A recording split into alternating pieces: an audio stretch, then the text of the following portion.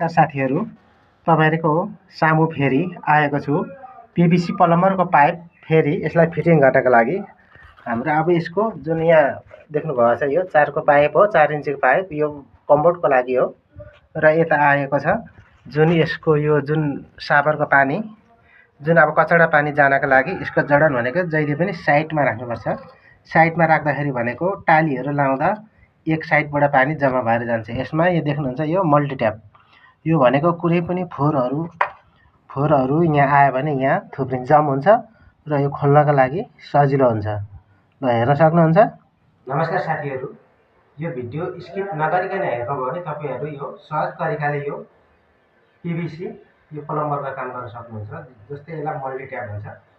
यो भनेको कति पानी आएपछि यहाँ जाम हुन्छ र यहाँ पछि निकाल्न सजिलो हुन्छ यहाँ यसको लक हुन्छ यहाँ देख्नुहुन्छ है अब यसलाई हामी के गर्छौं भन्दा यसलाई यो दुईपट्टि साइडको यसलाई जाम गर्नुपर्छ किनकि मलाई यो चाहिदैन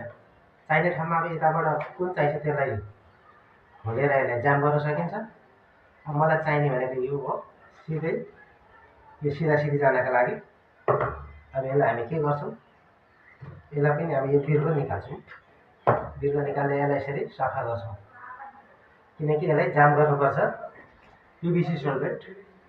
यसको मद्दतले गर्दा जाम गर्न होला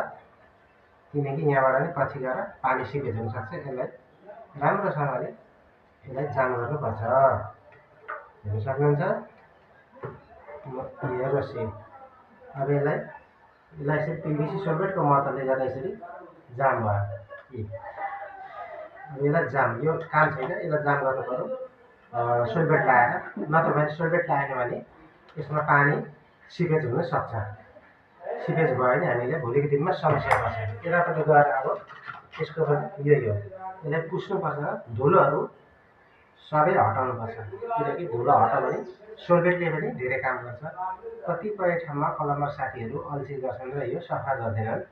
त्यसैले गर्दा पानी सिपेज हुन सक्छ है अब घर भनेर सबैले बनाउँछ अहिलेको जमानामा हेर्न सक्नुहुन्छ यो यता पनि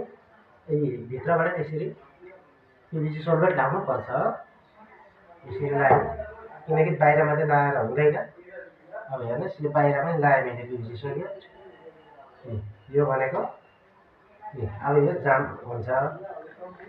अब मैले कुन पाटोमा जाम गर्छु यो पाटोमा हेर्नुस् यसरी जाम गरे अब यो फिक्स भयो यो निस्केन हैन अब यसै गरी मलाई चाहिने हल भनेको यो हो यो हाम्रो पाइप यो साइड जान्छ